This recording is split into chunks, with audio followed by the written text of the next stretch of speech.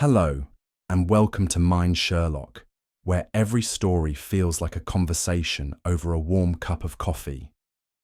Today, I bring you a brand new Sherlock Holmes mystery, filled with twists, clues, and clever deductions. Make yourself comfortable, and let's unravel the case together. And if you'd like, leave a quick comment and tell me where you're joining from. It's always a pleasure to know where our little detective community is tuning in from. Now, let's get started. It was upon a particularly mist-drenched morning in the spring of 1896 that I found myself once more ensconced within the familiar walls of 221B Baker Street. The fog, thick as milk, curled against the window panes, muting the noise of the streets below. Holmes, who had spent the better part of the previous night pacing, had at last settled into his armchair, the long fingers of one hand absently plucking at the strings of his violin, while the other grasped a monograph on the properties of tobacco ash, a subject upon which I may safely say he had formed an expertise rivalled by none. I, for my part, considered making my excuses and retreating to my modest practice for the day, for Holmes's moods, when compounded by atmospheric gloom, had a way of settling into a state that discouraged cheerful conversation. It was then that the bell rang. The violin's wavering note faltered, and Holmes, without raising his eyes from the monograph, remarked, "A visitor, Watson, and a singular one at that." "How can you possibly know that?" I asked, though I ought to have ceased such questions by now. The pattern of the footsteps upon the stair, deliberate yet hesitant, and the distinct pause at the threshold before the knock. A man unused to seeking professional counsel, but compelled by unusual circumstances. With that, Holmes set the monograph aside, his expression one of keen amusement, like a chess master contemplating his first move. The door opened to reveal a gentleman of impeccable dress, his frock coat of fine cut, his cravat carefully knotted, and yet my eyes drifted downward, and there lay the contradiction which set Holmes's gaze alight. The man's shoes, though well polished, were mismatched, one bearing the unmistakable repair work of a Cardiff cobbler, the other with the square-toe fashion favoured in Whitechapel. The visitor stepped forward, removing his hat with a hand that trembled faintly, and I noted the sweat upon his brow, despite the chill of the morning. "Mr. Holmes," the man began, his voice carefully modulated, though not without a faint quiver, "I have come upon a matter of some delicacy." Holmes's steepled fingers touched his chin, and his sharp eyes gleamed. "Indeed, sir, and I should think you have lived at least 3 lives before reaching my doorstep." The man's jaw fell open, his hat slipping from his fingers to the carpet below. "3 lives," I echoed, turning to Holmes. "What can you mean?" Holmes gestured airily toward the man's attire. "The shoes alone suggest 2 distinct histories, and that scar upon his wrist, coupled with the Irish cadence he suppresses when nervous, strongly implies a third." The visitor swayed slightly, as if the air had been knocked from his chest, and his stunned silence gave Holmes the satisfaction he so enjoyed when his deductions struck home. "Do come in, sir," Holmes said smoothly. "Let us unravel this triad of identities." As the man took his seat, I observed him more closely. There was a faint surgical scar, running like a pale thread across the back of his right hand, the kind one sees upon men who have found themselves in dockside scuffles, hastily mended by a ship's surgeon, rather than a man of proper medical training.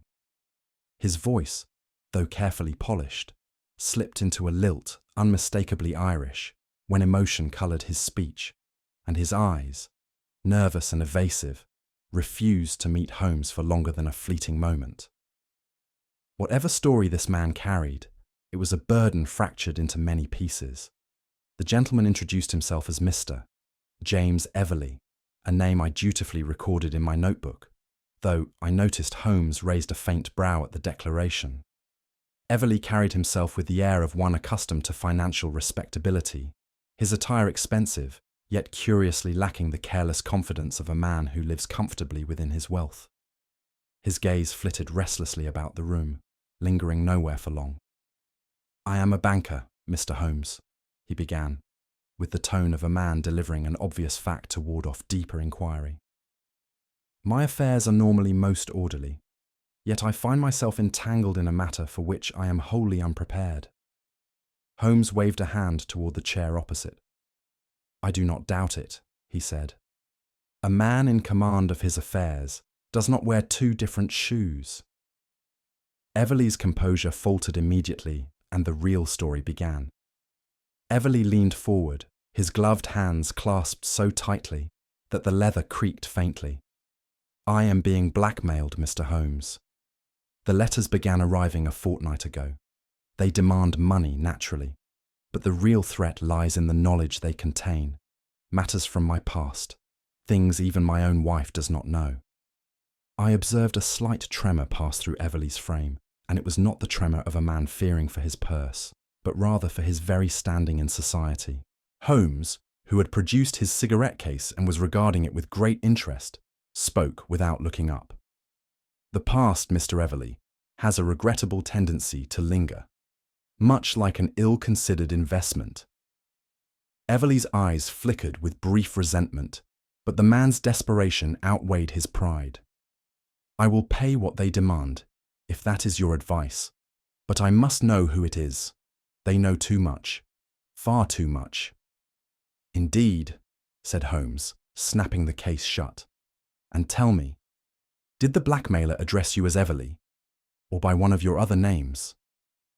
Everleigh paled instantly, confirming to both Holmes and myself that we were only scratching the surface. Holmes stood abruptly and circled our visitor with the detached curiosity of a man examining a particularly peculiar insect under glass. "Your cuffs," Holmes said, "are stained with a faint black grit, which I recognize as the coal dust found near the Welsh border. Evidence, I think, of recent travel." Everleigh opened his mouth to object, but Holmes continued mercilessly. "The ink upon your fingertips suggests a man accustomed to drafting his own letters. Yet no banker I have met carries such visible proof of his correspondence." Holmes's gaze settled upon the man's throat. "Your cravat is tied with a particular knot I have seen used only by clerks employed at dockside shipping offices, and only those who work quickly and often in dim conditions." As Everleigh sat rigid with discomfort, Holmes delivered the final blow. "And your voice," he added, with a faint smile, "has stumbled twice into Cockney, once into a curious Dublin inflection, and once, most intriguingly, into the clipped manner of a man who has received formal education in a provincial school." Everleigh's hands clenched the armrests of his chair. "What are you implying, sir?" "I imply," said Holmes smoothly, "that you are not merely Mr. James Everleigh, and never have been." There was silence in the room, the silence of a man caught between two equally unpleasant decisions: to confess or to maintain a fiction Holmes had already dismantled. At length, Everleigh drew a breath and said, "My name has been many things, Mr. Holmes. I have answered to Patrick O'Connell, once upon a time, and also to Jonathan Merton, and for the past several years I have been James Everleigh." "And how many others?" Holmes asked lightly. Everleigh's fingers twitched, as though each alias lingered like a ghost upon his skin. "There are no more," he said hoarsely. "No others that matter." Holmes resumed his seat, crossing one leg over the other, steepling his fingers once more. "The truth, Mr. Everleigh, is not a matter of quantity, but of convenience. You may have 1,000 names. I require only one, the true one." But Everleigh, though clearly shaken, would say no more. Holmes leaned back in his chair, fingertips lightly pressed together, his gaze fixed upon Everleigh with that peculiar expression I had come to know well. The look of a man who already held the answer, yet wished to savour the steps that led there. "Your journey here," Holmes said softly, "was not a straightforward one, was it?" Everleigh's brow furrowed, but Holmes pressed on. "You arrived in London, not from some respectable country estate, but from Wales. The mud along the hem of your trousers is distinct, coal dust mixed with damp earth, a composition I have only observed in the mining districts of Monmouthshire. From there, you made a brief stop in Whitechapel, a decision, I presume, dictated not by convenience, but by necessity. Everleigh's mouth opened slightly, though no protest emerged. In Whitechapel, Holmes continued, you exchanged a small sum for a hasty repair to your left shoe, which was already of inferior make compared to its partner. You also purchased a new collar, which, if I may say, clashes abominably with your cravat, evidence, perhaps, of some emergency requiring a quick disguise. I sat amazed, while Everleigh slumped as though each word had peeled back another layer of his carefully guarded secret.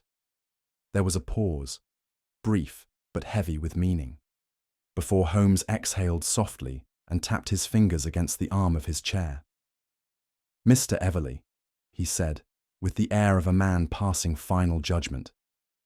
Yours is no ordinary case of blackmail. It is a study in layered identities, a mosaic of past lives colliding with the present. Everleigh swallowed hard, but Holmes gave him no further opportunity to speak. I shall take your case, Holmes announced, though I warn you, the truth, once unearthed, is rarely polite enough to match the version one prefers to tell. Everleigh rose, relief and trepidation mingling in his expression. Holmes stood as well, gesturing toward the door with a slight bow. You may expect me to begin inquiries immediately. And with that, the curious man with 3 names retreated, leaving Holmes in evident delight at the challenge ahead. The moment the door had closed behind Everleigh, I turned to Holmes, bursting with questions.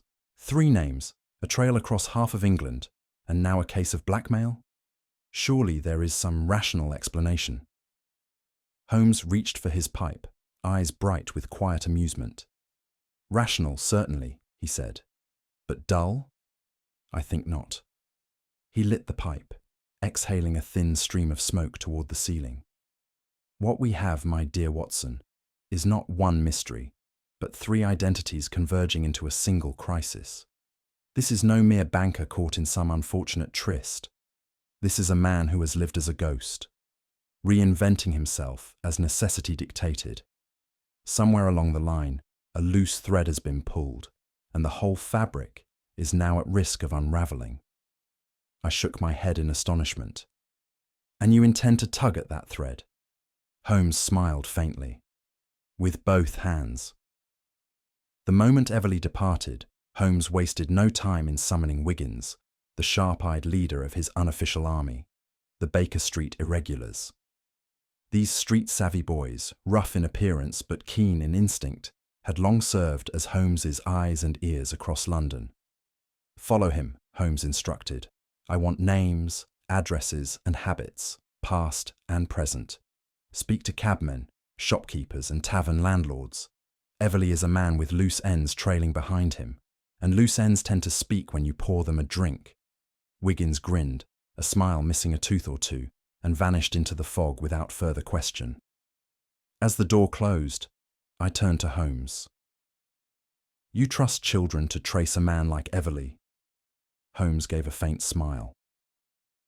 Children, Watson, have the singular advantage of being invisible to those who consider themselves important. Everleigh will see no threat in a boy with muddy boots asking after a penny job, but such a boy will see everything Everleigh hoped to hide. I was reminded once more that Holmes's brilliance lay not only in his deductions, but in the tools he chose to gather them. Thus armed, the hunt began. That afternoon, under the plausible excuse of advising on household security, Holmes and I presented ourselves at Everleigh's residence. A modest but well-appointed townhouse in Kensington, it bore the hallmarks of a man determined to appear respectable, though Holmes's gaze flickered over each detail with undisguised amusement. We were admitted by a dour housekeeper, who showed us into Everleigh's study. Holmes, under the guise of inspecting the locks and windows, began his quiet work, fingers trailing along bookshelves, eyes darting from mantelpiece to desk drawer. I, meanwhile, engaged the housekeeper in polite conversation, learning that Mr. Everleigh's comings and goings were irregular at best. She seemed faintly disapproving of this, muttering about business matters, that kept him out at all hours, sometimes leaving and returning as though he were two entirely different men. Holmes, of course, heard every word without appearing to listen. When we were shown upstairs, he offered me one of his rare smiles. "The house speaks volumes, Watson," he said softly. "But the desk will sing." Holmes descended upon Everleigh's desk like a hawk upon its prey. With a flick of his wrist, he opened the top drawer, where a cluster of letters lay neatly arranged. I saw at once why Holmes's eyes brightened.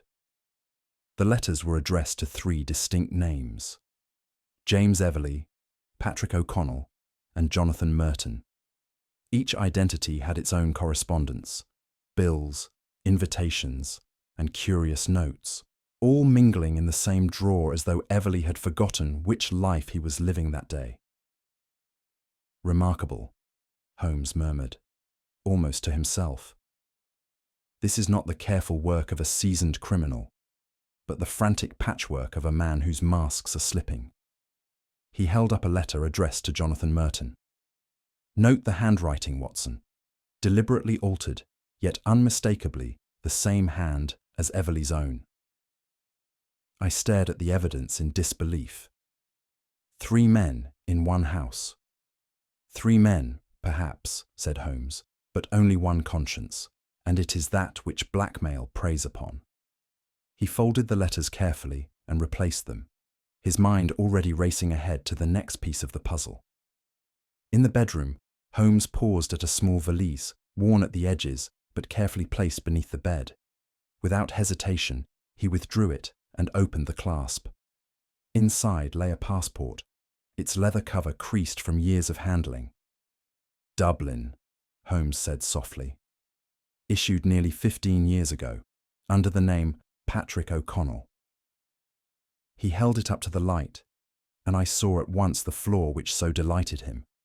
The photograph had been replaced, the edges poorly trimmed, and the glue hastily applied. "Forgery," Holmes said, "but not the work of a professional." This was done by the man himself, perhaps at a time when haste mattered more than perfection. The photograph depicted a younger Everleigh, or rather O'Connell, his face leaner, his hair darker, but the eyes unmistakable. Holmes closed the passport with a snap. "Here lies the key, Watson. A past too heavy to abandon, and yet too dangerous to carry forward." I stood in silence as Holmes returned the valise to its hiding place. "Shall we return to Baker Street?" he said lightly. "I find that the more we uncover, the less our client resembles a banker, and the more he resembles a hunted man." We were descending the stairs when Holmes paused, as though struck by a sudden thought. With that curious blend of warmth and precision that he employed when drawing out reluctant witnesses, he turned to the housekeeper, who stood near the door with hands clasped tightly at her waist. "Your master," said Holmes, "seems a man of curious habits." The woman's lips pursed slightly. "That he is, sir," she replied. "Comes and goes at all hours, sometimes vanishes for days at a time. And when he returns, you'd think he were a different man entirely." "In what way?" Holmes asked gently. "His voice, sir. Sometimes soft and proper, other times rough as a dock worker. And his manner. One day all polite, the next jumpy as a stray cat. Once, I swear, he came back with his hair dyed a shade darker, as if to throw off someone looking for him." Holmes inclined his head in thanks, and we stepped outside into the cool afternoon air. I could not suppress a shudder. "It's a queer business, Holmes," I said. He gave no answer, though I saw the faint smile curling at the corner of his mouth, the unmistakable expression of a mind already racing ahead. As our cab rattled back toward Baker Street, Holmes lit a cigarette and leaned back, watching the smog-choked streets pass by with the air of a man reviewing the pieces of a particularly pleasing puzzle. "You see it now, Watson," he said, with no need for preamble.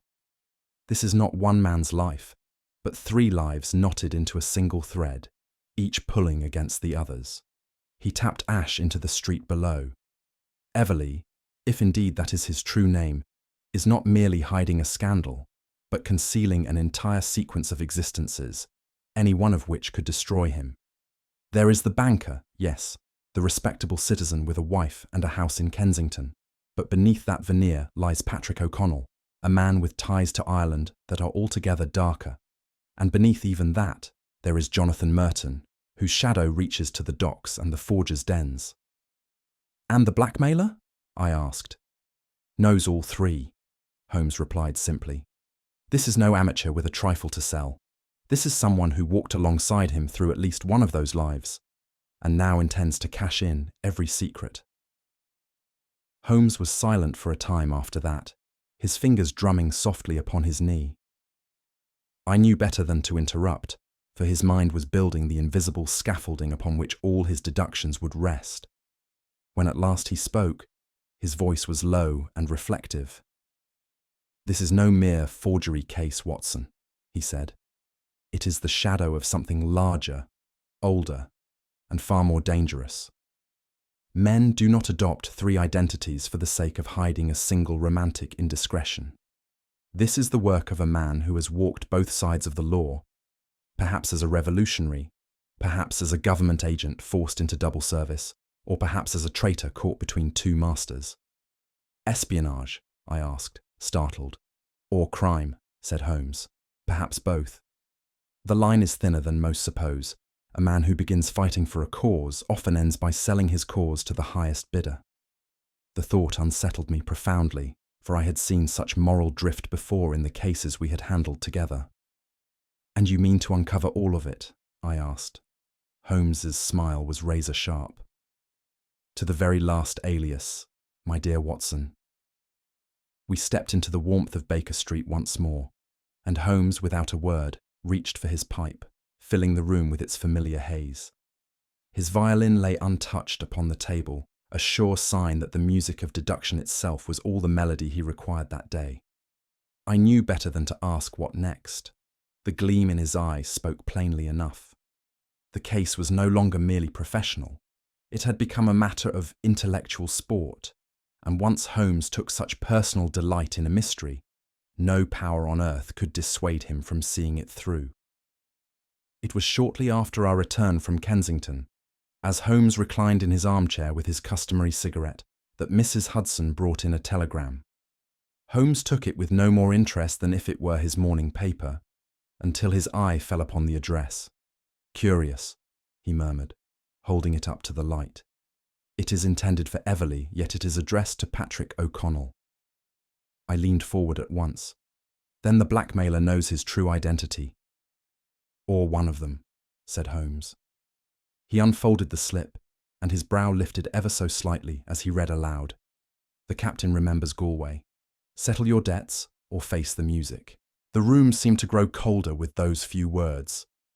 What debts could he owe in Galway? I asked. Holmes set the telegram aside, his fingers steepled before him.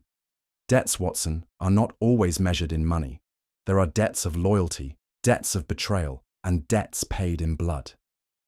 This, he tapped the paper lightly, is the signature of the past clawing its way into the present. Before I could reply, Holmes had already risen. Our friend Everleigh has lived at least 3 lives, and it appears one of them is calling due. Holmes began to pace, his mind racing faster than his feet could carry him. Galway, he said softly. A coastal city, Watson, but also a cradle of revolutionary unrest. The Irish cause ran deep in those streets. I followed his logic as best I could. You believe Everleigh or O'Connell was once involved in such movements? Not merely involved, said Holmes, but entangled. Observe the tone of this message. The captain remembers Galway. That is not the voice of a stranger, Watson.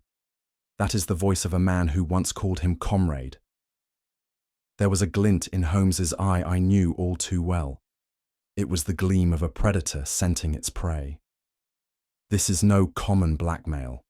This is the return of a ghost Everleigh thought buried beneath years of respectability and English manners. He turned abruptly. When a revolutionary changes sides, Watson, when he trades his cause for comfort and safety, he makes enemies more dangerous than the law. This telegram is no mere threat of exposure. It is a summons to account for his soul. I confess a chill passed through me. This case was no longer a matter of petty scandal. It was the slow unearthing of a betrayal steeped in politics, loyalty, and blood. Holmes resumed his pacing, speaking as though arranging facts on an invisible chessboard. Picture it, Watson, a young Patrick O'Connell, fervent in his ideals, swept into the revolutionary tide that gripped Ireland. Brave, perhaps. Idealistic, certainly. But then, something changed. He turned sharply. Perhaps it was the lure of money, perhaps the fear of prison, or perhaps simply the weariness of living a hunted life. Whatever the cause, O'Connell betrayed his comrades, sold them to the authorities, and fled. Fled to London, I murmured, where he became James Everley. Precisely. But no man can step cleanly from one skin to another. Even in London, traces of Patrick O'Connell clung to him. His accent, his habits, his fear of being recognised. And so, he created Jonathan Merton, the name he used for dealings where respectability could not follow. 3 men, I said softly. And now all 3 are collapsing into one, said Holmes. The man he betrayed has returned, not with the righteous fury of an avenger, but with the colder ambition of a blackmailer. And what if Everley refuses to pay? I asked. Then, my dear Watson, said Holmes, we shall see a reckoning fit for a Greek tragedy. The following morning, Holmes summoned Wiggins to Baker Street. The boy's face was alight with triumph, for he had tracked Everley the previous evening to a tavern near the docks, a shabby den of forgers and fugitives, where men bought new lives as easily as they bought a drink. He met with old Phelan, Wiggins reported, the best paperman in the East End. Holmes's smile sharpened. Excellent. Phelan forged the papers for at least 2 of Everley's identities. I was astonished. So even his respectability was counterfeit?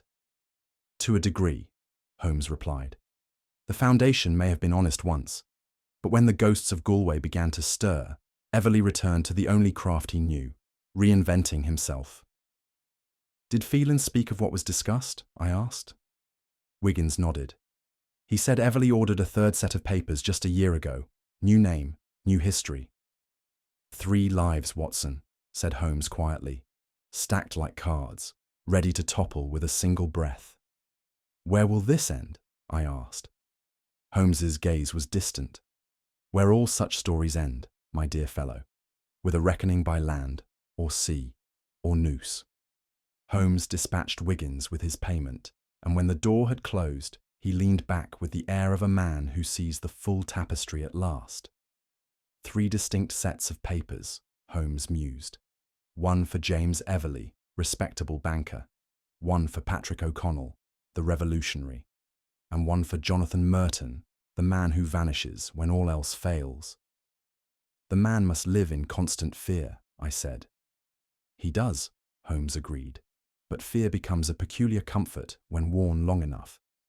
It is, after all, a kind of anchor, a reminder of all that one cannot afford to forget. And now? I asked. Holmes tapped his fingers against the arm of his chair. Now he stands at the end of his road. The captain from Galway has found him at last, and no new name will save him. There was silence between us, save for the ticking of the clock. And what of the blackmailer himself? I ventured. What does he want? Money? Revenge? Holmes gave a faint smile. Perhaps both. But I rather suspect that men who remember Galway do not deal in simple currency. His smile faded. They deal in blood, Watson. Blood and memory. Holmes stood at the window, fingers linked behind his back, gazing out upon the mist curling through Baker Street. It is a curious thing, Watson, he said softly, how often the past comes calling in the guise of a polite letter or a discreet telegram. I knew better than to interrupt. This blackmailer, Holmes continued, is no ordinary opportunist who stumbled upon a compromising letter. No, this is the work of a man who knew Everley intimately, a man who stood beside him in Galway, who shared his cause, perhaps even his cell. There is a weight to these threats, a personal touch that speaks of betrayal remembered and vengeance refined over time. But if the man knows Everleigh's every secret, I asked, why blackmail and not simply expose him? Because revenge is rarely so direct, said Holmes. To ruin a man outright is satisfying, but to watch him squirm, to make him dance on a string until the noose is ready, that is a performance some men find irresistible. He turned from the window, his eyes bright. And if this particular performance demands an audience of 2 at Baker Street, so much the better. Holmes's plan, when first presented to me, struck me as equal parts brilliance and absurdity. You intend to invite the blackmailer to dinner? I asked, incredulous. Precisely, said Holmes, as if this were the most natural proposal in the world. Everleigh will act as host, you and I as fellow guests. A social affair, Watson, with the added spice of hidden motives and unspoken knowledge. But why not confront him directly? Because directness lacks charm, Holmes replied. A brute demands money at the point of a pistol. A man of subtlety prefers conversation over roast beef. Such men cannot resist the chance to parade their cleverness. And when they do, they inevitably reveal far more than intended. I shook my head in dismay. It will be the strangest dinner invitation in all London. Indeed, said Holmes with evident satisfaction. And before the pudding is served, I expect we shall know not only the blackmailer's identity, but the precise price Everleigh paid to escape his past. There was nothing for it. The invitations were sent, and Holmes's peculiar theatre was set in motion. A dinner party upon which reputation, liberty, and perhaps life itself would hang. That evening, after the invitations had been dispatched, I found Holmes seated cross-legged upon the hearthrug, a rare glass of claret in hand, gazing into the fire with the air of a man composing a sonata in his head. Holmes, I began hesitantly, you are treating this blackmailer as if he were a puzzle to be solved. But what if he is something more? Holmes smiled faintly. A dagger in the dark, you mean? A man who would cut Everleigh's throat rather than share a pudding? I do, I said firmly. This is no petty scoundrel after a banker's purse. This is a man who remembers Galway, who remembers betrayal. That kind of memory often comes armed. Holmes swirled his claret thoughtfully. Watson, your faith in brute force is touching. But men who write clever telegrams and accept dinner invitations are not men who stab before soup. No, they talk. And once a man begins to talk, he cannot resist revealing himself. And if you're wrong, then, Holmes said lightly, you may place a final footnote in my obituary. Perished at dinner, having chosen intellect over common sense. I could not help but laugh, though I confess the prospect of the coming meal filled me with unease. On the morning of the dinner, Holmes transformed 221B Baker Street into what I can only describe as a stage awaiting its players. The dining table was polished to a mirror shine, and Holmes personally selected the cutlery and decanter, as though each detail held significance beyond mere hospitality. Atmosphere is everything, Watson, he said. The right table can provoke honesty as surely as a poorly chosen word can provoke violence. He placed Everleigh's forged Dublin passport beside the bread plate, a silent reminder of the life he had tried to erase. At the foot of the table, he laid the telegram from Galway, like a menu of unpleasant courses to come. Will they not suspect a trap? I asked. Holmes shook his head. Men who believe themselves clever rarely anticipate cleverness from others. This evening, they will believe themselves the hunters, Watson. And nothing is more dangerous to a predator than overconfidence. The clock struck noon. Holmes adjusted the gaslight until it cast just enough shadow to suggest intrigue without menace. Now, he said softly, let us see if Everleigh and his blackmailer dine with candour or knives. Either way, I believe the truth will be served. The hour struck precisely 8 when the doorbell rang.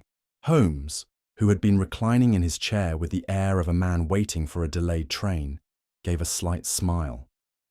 Punctuality, he remarked, is the courtesy of military men and blackmailers alike. Mrs. Hudson showed in a tall figure, his overcoat damp from the evening mist.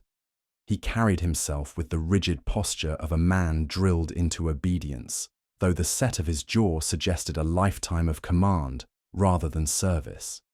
His face was weathered, the lines deeply carved, and his gaze swept the room with a soldier's cold assessment, scanning for threat, measuring the ground. Everly followed a step behind, pale and visibly trembling, like a prisoner escorting his own jailer. Holmes rose with effortless politeness, gesturing to the table where dinner awaited. "You honor us with your presence," said Holmes, his tone light, but his eyes already fixed like scalpels upon the stranger. The man removed his hat, revealing close-cropped silver hair. "I have come," he said, voice low and gravelly, "to discuss a debt long overdue." Holmes inclined his head. "Then let us dine, sir, for conversation flows best over a well-filled plate." It was by far the most peculiar dinner I had ever attended at Baker Street.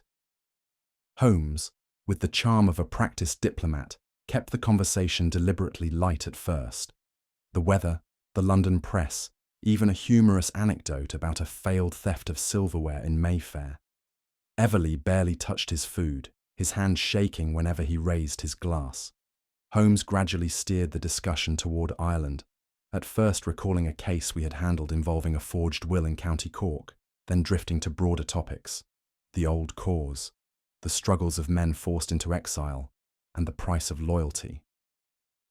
Throughout it all, the visitor spoke little, but his silence was more eloquent than any speech. His fingers tapped softly on the table, a rhythm oddly familiar, and it was only later I realized it mimicked the cadence of military command, the beat of orders given and obeyed. Holmes allowed a brief silence to settle before remarking, "It is curious how memory clings to men, especially soldiers of lost causes." The visitor's hand froze. Holmes smiled faintly. "You served once, I think, though not under any English flag." The man's eyes narrowed. "I served," he said, "under a man I trusted, a man who proved unworthy of it." Holmes raised his glass. "Then tonight, perhaps, we shall name old names and settle old scores." The moment had arrived.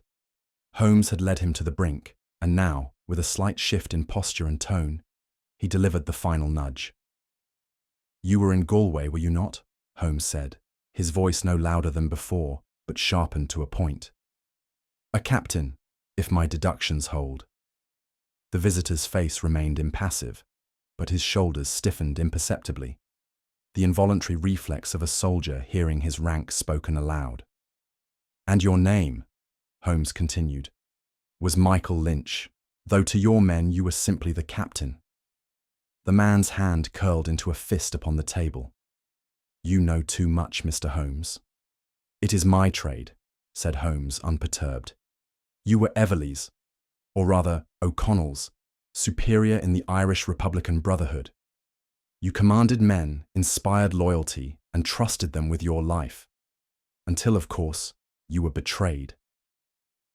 Lynch's eyes flicked toward Everly, who sat frozen in misery. "Betrayed," Lynch said softly, "and sold to the Crown by one of our own." "And now," said Holmes, "you propose to settle accounts." Lynch exhaled sharply, rising from his chair. "The man owes a debt," he said. "Whether he pays it in gold or blood, I care not." Holmes gestured for him to sit. "No man can eat on his feet," he said dryly. "And if it is payment you want, perhaps you will permit us to first recount the full ledger." What followed was a tale as bitter as the sea wind off the Irish coast. Lynch spoke without passion, his voice clipped and matter-of-fact, the words of a man who had told this story too many times to taste the anger anymore. "We were 20 men," he began, "hiding in a barn outside Galway, waiting for word from Dublin. We had weapons smuggled from America, pledges from the local farmers, and a man named Patrick O'Connell acting as our contact to the city." Everly, or O'Connell, flinched at the sound of his name. The night before the raid, Lynch continued, the constabulary surrounded the barn. They knew everything. Our numbers, our arms, even our escape route. He took a long drink. They shot 3 men dead before we surrendered. Of the 20, only 2 escaped arrest, O'Connell and myself. He turned his gaze fully on Everly. Because O'Connell was already gone, slipped away hours before the ambush. And it was his handwriting, I later learned, on the letter that warned the Crown. Everly spoke at last, his voice thin and desperate. I had no choice. They had my brother in Kilmainham jail. They would have hanged him. Lynch's smile was without humour. And so you sold the rest of us, instead. Holmes's voice cut through the silence like a razor. And now, he said, you return not for revenge, but for profit. Lynch gave a slow nod. A soldier must live, Mr. Holmes, and a secret is worth more than a bullet. Holmes steepled his fingers. Well then, Captain Lynch, I propose a settlement. You shall leave my client alive, and in return, you shall leave England a wealthier man than you arrived. Watson, that is to say, I, could only marvel at how, once again, Holmes turned betrayal into bargaining, and justice into a matter of negotiation. As the dinner concluded, Captain Lynch laid down his fork with the air of a man unburdening himself of both meal and memory. His story poured out in a voice polished sharp by bitterness. When the Crown's men stormed that barn in Galway, I was taken in chains to Kilmainham jail. I spent 6 years in that stone tomb, knowing our betrayal had not come from some nameless informer, but from one of our own, from Patrick O'Connell. Everly's face was deathly pale, but he said nothing. When I was released, the world had moved on. Our cause, broken. Our comrades, scattered or buried. And O'Connell, vanished like a ghost. But a ghost leaves traces, Mr. Holmes. I followed his scent across Dublin, through Calais, and finally to London, where I learned the ghost had become a banker with a respectable wife and a townhouse in Kensington. His lip curled with contempt. I had imagined my vengeance a dozen ways, a blade in the dark, a pistol at dawn. But then I realised the cruelest revenge was simply to let him pay. After all, a banker understands debt better than anyone. Holmes inclined his head, his expression unreadable. And thus a soldier became a blackmailer for hire, a man whose loyalty was sold to the highest bidder. Lynch said nothing, but in his silence there was no denial. There was a pause, a breath held too long, and then Holmes, with the air of a magician producing his final flourish, reached beneath the table and withdrew a weathered ledger bound in cracked leather.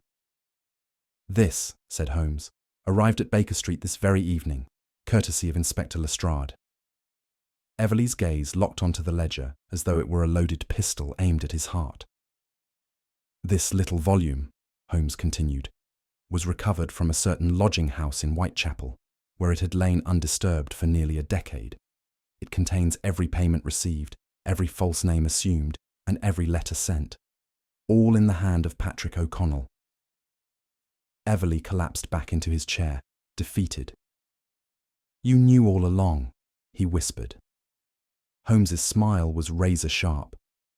From the moment I saw your shoes, my dear sir, one pair from Cardiff, the other from Whitechapel, a trail of old lives colliding with new. Holmes laid the ledger before Lynch. Here is your proof, the ledger that will hang him if you wish it. Lynch ran a finger along the worn cover. So, I hold his life in my hands, as he once held mine. Holmes tapped the table gently. But remember, Captain, justice and revenge are rarely the same thing, and both leave a man poorer than when he began. Lynch's eyes never left the ledger. I will decide which I prefer. It was then, with the ledger between them like a loaded gun, that Everly and Lynch finally faced each other, not as blackmailer and victim, but as men bound by betrayal. You sold us all, Lynch said coldly. And for what? A comfortable life. Everly's voice shook. You think it was so simple? They had my brother. They showed me the noose that would take him if I did not sign. Would you have chosen differently? Lynch's knuckles whitened. I would have died before betraying my men. You say that now, Everly snapped. But men speak bravely when the rope is not around their own neck.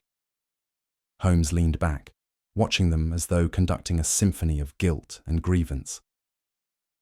It seems, he observed dryly, that treachery and honour are often decided by the thickness of the walls surrounding them. Everly sagged in his chair. I thought if I could become someone else, I could outrun Galway. Lynch's laughter was harsh. A man carries his betrayal in his bones, O'Connell. Change your name, your clothes, even your face, but your guilt will follow like a shadow. Holmes's fingers drummed the table. And now, gentlemen, you stand at the final negotiation, where no price is fair and no payment sufficient. At that moment, the door opened, and Inspector Lestrade stepped into the room, summoned by Holmes hours earlier to witness the final reckoning.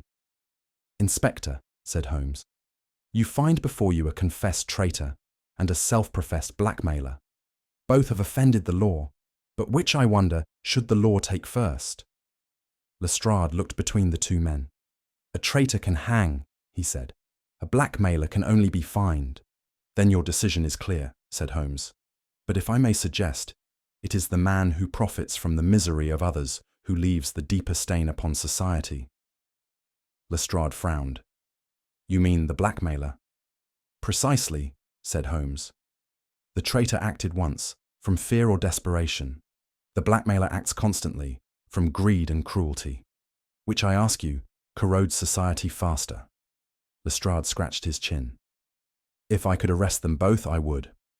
Holmes smiled faintly. I leave the matter in your capable hands, Inspector. My work is only to reveal the truth.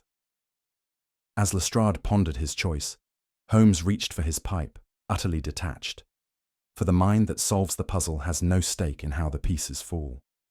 When all was done, and the door had closed behind Lestrade and his prisoners, I turned to Holmes.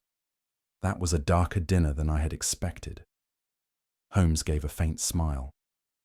The past is never a polite guest, Watson. And yet, I said, there was one thing you did not explain. How you knew Everly had yet another identity. Holmes reached into the drawer and retrieved a small leather-bound journal. During our visit to his home, I found this tucked beneath his medical books, a record of a brief career as a ship's surgeon aboard the Lady Margaret. But Everly is no surgeon. Precisely, said Holmes, but Patrick O'Connell was, or rather, Jonathan Merton was. The man has worn so many masks, even he no longer knows his own face. He struck a match. A fourth life, Watson, and perhaps not the last. It was nearly midnight when the door finally closed behind Inspector Lestrade, leaving Holmes and me alone in the quiet of Baker Street. Holmes, ever untroubled by the weight of human drama, settled into his armchair and reached for his pipe, as though the evening had consisted of nothing more than a particularly complex chess match. I, however, could not share his composure. My mind was still reeling from the revelations we had witnessed, the treachery in Galway, the shadowy existence of a man who had worn more identities than some men own coats. You knew, I said, unable to contain myself any longer. You knew from the very moment that man crossed our threshold, before he had uttered a word, you knew he was living 3 lives at once. Holmes exhaled a thin stream of smoke and regarded me with that faint smile which always made me feel, in equal measure, admiration and frustration. My dear Watson, he said, if a man arrives at my door wearing the story of his life upon his very shoes, would it not be discourteous of me not to read it? I threw up my hands. Then read it to me, Holmes. Every word. Holmes leaned forward, steepling his fingers as he began his explanation. That singular performance which I had witnessed many times, and which never failed to both enlighten and humble me. When Everly, or O'Connell, or Merton, if you prefer, stepped into this room. The first detail that caught my eye was his footwear, Holmes began. His left shoe was a recently polished Oxford, but his right, though equally shined, bore the unmistakable signature of a Cardiff cobbler. Cardiff, I repeated, perplexed. Indeed.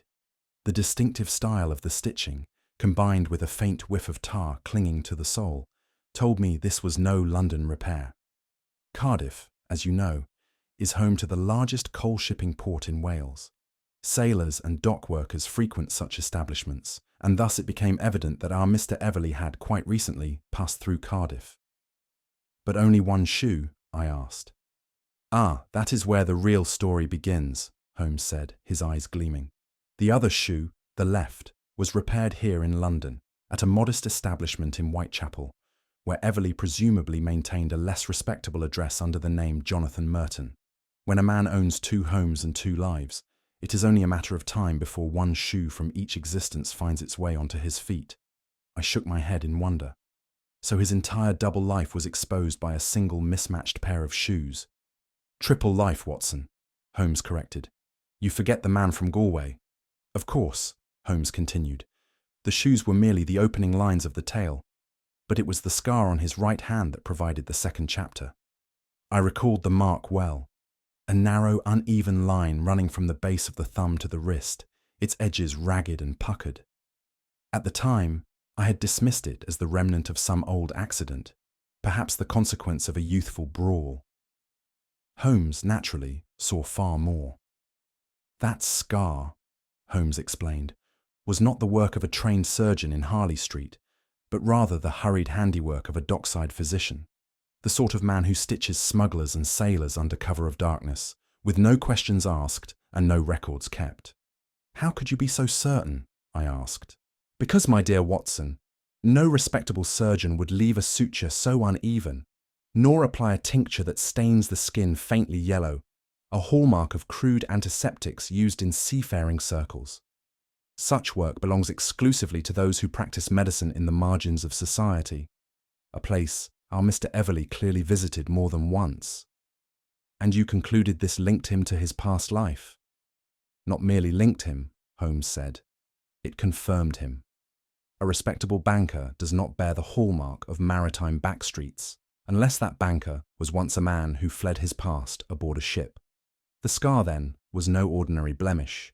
It was, as Holmes put it, a seal of passage, from Ireland to England, from revolutionary to fugitive, from Patrick O'Connell to James Everley.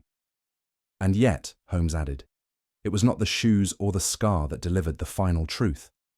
It was his voice, that fleeting, momentary slip when he spoke of his blackmailer. I recalled the moment well. Everley's carefully modulated English faltering, his vowels softening, his consonants curling into a melody not of London, but of Galway Bay. His Oxford Polish could not entirely erase the music of his birthplace, Holmes said. It was there, Watson, hidden between his words, like a ghost pressed between the pages of a book. But why only when speaking of the blackmailer? I asked. Because, said Holmes, no man ever truly escapes his native tongue when fear presses his throat. When Everley spoke of the man who knew him best, the man who shared his cell, his oaths, his betrayals, the mask slipped, and the voice of Patrick O'Connell broke through. I considered this in silence. You mean to say, I said at last, that it was not the facts of the case, but rather the tremor of his own voice that gave him away? Precisely, said Holmes. A man may forge a passport, disguise his face, even rewrite his history, but the voice of his boyhood will cling to him until the grave. Holmes knocked the ash from his pipe. And so, Watson, we have unravelled 3 lives, all betrayed by the man's own feet, hand, and tongue. Holmes reached for the worn passport, which lay among the detritus of the evening's evidence, telegrams, letters, and the damning ledger. He held it up between 2 fingers, with the delicate distaste one might reserve for a counterfeit coin.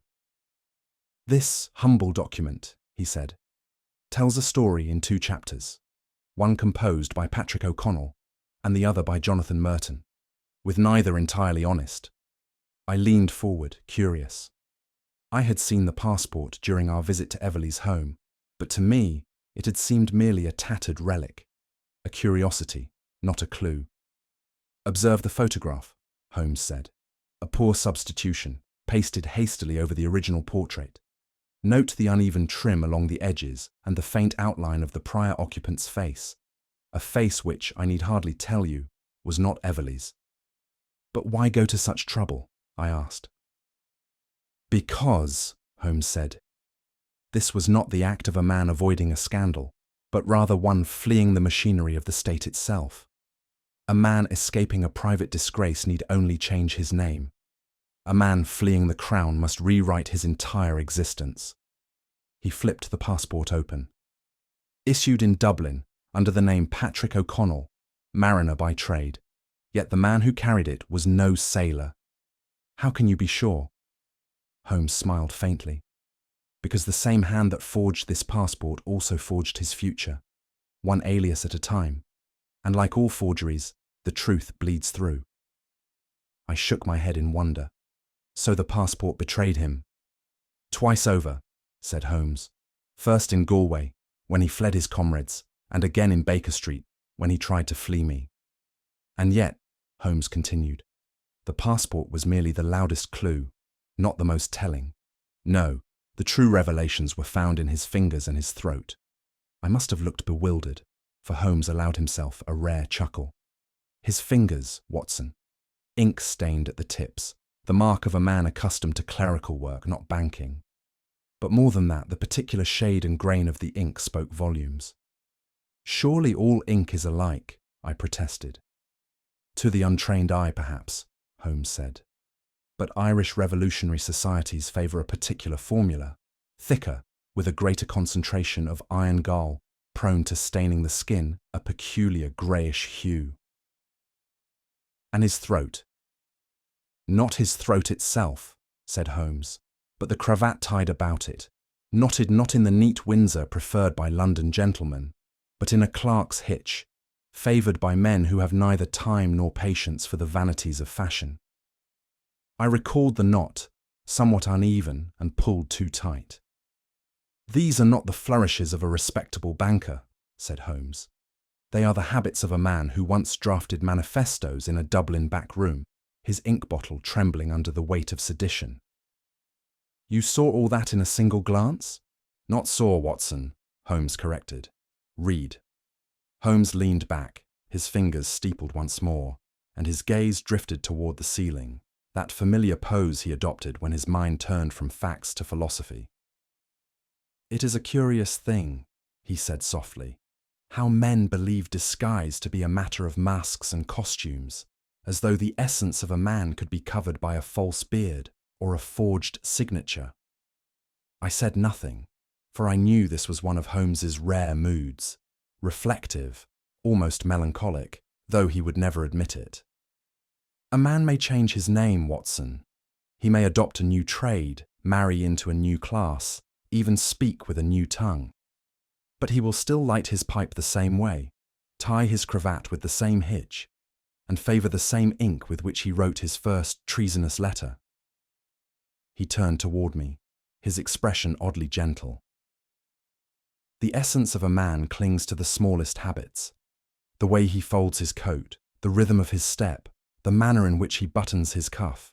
A man's truth, you see, hides not in his grand gestures, but in his trivial moments. And Everleigh, Holmes said, spent half a lifetime building masks, yet left his fingerprints on everyone." I could not help but marvel at the poetry of it, that the man who sought to bury his past had been undone not by his enemies, but by his own fingers and his own cravat. Holmes reached for his pipe once more, evidently satisfied that the case and his explanation were both complete. But I, being only human, could not resist a final complaint. "You could have spared me considerable confusion, Holmes," I said, "if you had simply explained all this from the beginning." Holmes gave me a look of mock astonishment. "My dear Watson, if I were to explain everything at the beginning, what possible amusement could I derive from watching you stumble through the darkness like a man chasing his hat in a gale?" I could not help but laugh, though I shook my head at the same time. One day, Holmes, your habit of treating life as a theatrical performance will be the end of us both. Holmes smiled faintly. Perhaps. But until that day, my dear Watson, where would be the fun in simplicity? The evening had grown late by the time silence settled over Baker Street once more. The case was concluded, the evidence laid bare, and yet, within the quiet walls of our sitting room, a peculiar sense of warmth lingered. Not from victory, but from the glow of the hearth, crackling softly before us. Holmes, ensconced in his armchair, legs stretched toward the flames, appeared the very image of ease, yet I knew better than to be deceived. The flickering firelight revealed only his outward stillness. Within, his mind remained a relentless engine, already ticking toward the next mystery. For my part, I allowed myself a rare moment of contentment. There is a peculiar comfort in the familiar rituals of Baker Street, the quiet aftermath of a storm, when Holmes's brilliance had done its work, and I, though hopelessly outpaced, could at least share in the satisfaction of order restored. As I sat with my brandy, gazing at my companion across the flickering glow, I could not help but reflect. Not on Everleigh's tangled lives, nor Lynch's bitter revenge, but on the man who had untangled it all with infuriating ease. There sat Sherlock Holmes, a man who could unravel the most labyrinthine plots, trace footsteps across years and continents from the scuff on a shoe, and yet remained a mystery even to me, who had seen him in all his moods. I had known him to sit unmoving for hours, locked in some private reverie, to leap from sloth to manic energy at the scent of an interesting clue, to dismiss all human emotion with a wave, only to display unexpected flashes of poetry when the case called for it. A man who solved mysteries, yet was himself unsolvable. My singular friend, Sherlock Holmes. With a sigh of satisfaction, Holmes reached for the worn leather case file, stacking the papers with meticulous precision before securing the clasp. There was no triumph in his movements, only the quiet habit of a craftsman finishing his work, as though this case had been a puzzle of moderate interest, no more. Yet I knew him too well. The faint gleam in his eye, barely visible above the rim of his brandy glass, betrayed him. Holmes was not a man content with closure. Each case solved was merely a rung on a ladder that vanished into endless fog. Each mystery only the prelude to the next. The moment one door closed, his restless mind strained for the next locked one. Even now, as the fire crackled and the room lay peaceful, he was listening, not to the present silence, but to the faint whisper of the next case calling to him from afar. It was, perhaps, inevitable. No sooner had the last paper been sealed than Holmes's fingers strayed to the small stack of unopened correspondence which had arrived that morning, letters neglected in favour of Everleigh's peculiar affairs. With the air of a man selecting the finest fruit from a market stall, Holmes plucked a single envelope and broke the seal with the blade of his penknife.